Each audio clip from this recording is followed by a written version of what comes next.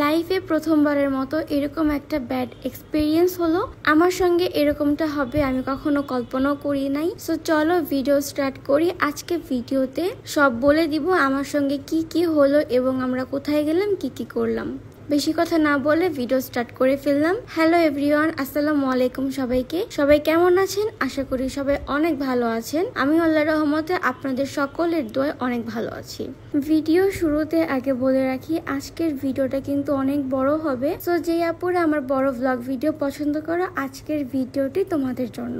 অনেক কথা বলে ফেলেছি, এবার আসো মেন পয়েন্টে যাই। আজকে মূলত আমার এই সুন্দর ড্রেসটির একটি শুট ছিল, তাই আমি চাচ্ছিলাম যে রয়্যাল টাইপের একটা প্লেসে যেতে, যাতে সুন্দর একটা ইনডোর অথবা আউটডোর আমি পেয়ে যাই। কিন্তু আমার বের হতে হতে অনেক বেশি লেট হয়ে যায়, দ্যাটস ওয়াই আমি আর আমার সিলেক্ট করা প্লেসে যেতে পারি না। আমি বাসা থেকেই বের হয়েছিলাম প্রায় 7টার দিকে। সো ঢাকার দিকে যেতে আমার অলমোস্ট 1 ঘন্টার মতো সময় লাগতো। আর আমি এত লেট করে ওখানে যে কোনো কিছুই পেতাম না, রেস্টুরেন্ট গুলো অফ হয়ে যেত। তাই আমি আর আরাফ দুজনে মিলে ভাবলাম যে কোথায় যাওয়া যায় আশেপাশে। তারপরে আমার মাথায় আসলো যে সাভারের দিকে যাওয়া যাক। তারপর আর কি, যেই ভাবা সেই কাজ, চলে আসলাম সাভারে। এইবার আমাকে বলো, আমাকে আজকে কেমন লাগছে এই সুন্দর আউটফিটটাতে? আমার কাছে কিন্তু ভালোই লেগেছে, আমার কাছে খারাপ লাগেনি। আর ড্রেসটা এত বেশি সুন্দর, ক্যামেরা থেকে রিয়েলে দেখতে আরো অনেক বেশি সুন্দর। সো তোমরা যারা চাচ্ছ আমার পরা এই সুন্দর ড্রেসটি তোমরাও নিতে চাও, তাদের জন্য বলে দিচ্ছি, আমি স্ক্রিনে আপুর পেজটি মেনশন করে দিচ্ছি। ইভেন আমি আমার ক্যাপশনেও তার পেজটি মেনশন করে রাখছি। তোমাদের যাদের ভালো লাগে তারা পারচেজ করতে পারো। এদিকে দেখো আরাফ কিভাবে আমার ভিডিওটা নষ্ট করে দিচ্ছিল। মূলত এই রেস্টুরেন্টে পিক তোলার মতো কোনো মিরর ছিল না। এই যে মিররটা দেখতে পাচ্ছ, এটা ছিল অনেক উপরে। তো আমি চাচ্ছিলাম যে একটা মিরর নিতে, যতটুকু পেরেছি নিয়েছি, বাকিটা ইতিহাস তোমরা দেখতেই পাচ্ছ। দেন হচ্ছে আমরা চলে আসলাম আউটডোরে। আউটডোরে আসার পরে দেখছিলাম তেমন একটা লাইটিং ছিল না, যার জন্য এরকম অন্ধকার আসছে। তারপরও যতটুকু পসিবল হয়েছে আমাদের পক্ষে আমরা শুট নিয়ে নিয়েছি, বিকজ আমার তো শুট নিতেই হবে। তোমাদের কাছে প্লেসটি এবং আমাকে, তার সঙ্গে আমার ড্রেসটি, ওভারঅল সবকিছু কেমন লেগেছে আমাকে কিন্তু কমেন্ট করে জানাতে পারো তোমাদের মতামতটি। এই যে আমাকে দেখছো কি সুন্দর করে শুট নিচ্ছিলাম, কি সুন্দর করে পোজ দিচ্ছিলাম, কিন্তু এর পিছনে যে আমি এত বড় একটা বাঁশ খেয়ে গেছি সেটা আমি নিজেও কল্পনা করতে পারি নাই। এটা আমি তোমাদেরকে একটু পর বলতেছি। ওই যে দেখো আমার ড্রেসের পিছনে ভিজে গেছে। তো আমি যখন এই জায়গাটাতে বসে বসে শুট নিচ্ছিলাম, তখনই পানিতে আমার ড্রেসটা পড়ে যায়, আর পড়ে যে পিছনে ভিজে যায়, এটা আমি একদমই খেয়াল করিনি। আর এইখানে যে আরাফ শুট নিচ্ছে ও খেয়াল করে। কিন্তু কি আর করার বলো, হাস্যকর ব্যাপার হলো, কিছু করার নাই, কপালে ছিল দেখে হয়ে গেছে।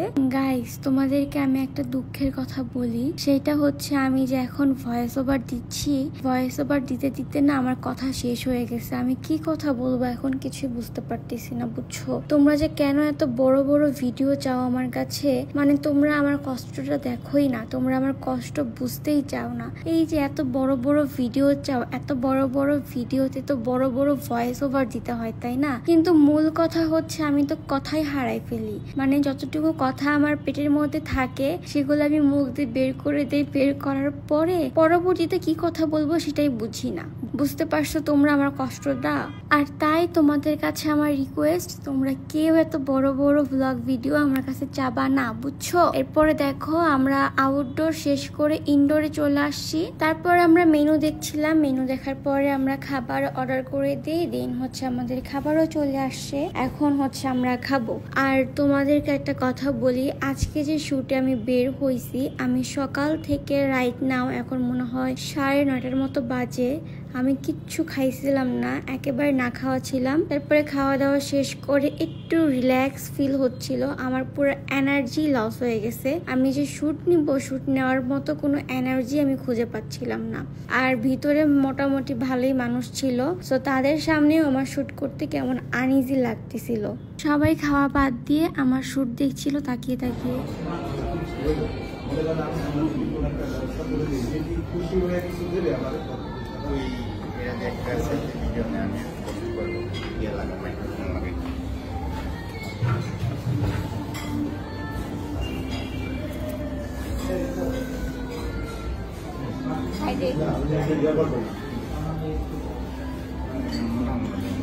দেখতেই পাচ্ছেন আমার রং ঢং, আমি হচ্ছে একটু কমফোর্টেবল ফিল করছি, খাওয়া দাওয়ার পর একটু এনার্জি আসছে, দেন আমার রং ঢং আরো বেড়ে গেছে। তারপরে হচ্ছে মোটামুটি মানুষ যখন কমে তখন আমি আরেকটু শুট নিয়ে নিই। গাইস, লাইফের ফার্স্ট একটা ব্যাড এক্সপেরিয়েন্স। আমি ওইখানে বসছি শুটের জন্য।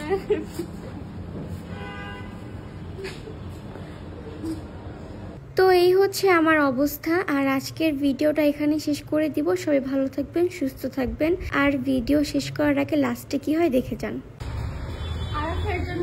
মিমের জন্য গাড়ি আসছে, গাড়িতে করে মিমকে নিয়ে যাওয়া হবে। যা যা, তোর জন্য গাড়ি আসছে, যা যা যা যা, প্লিজ ম্যাম প্লিজ।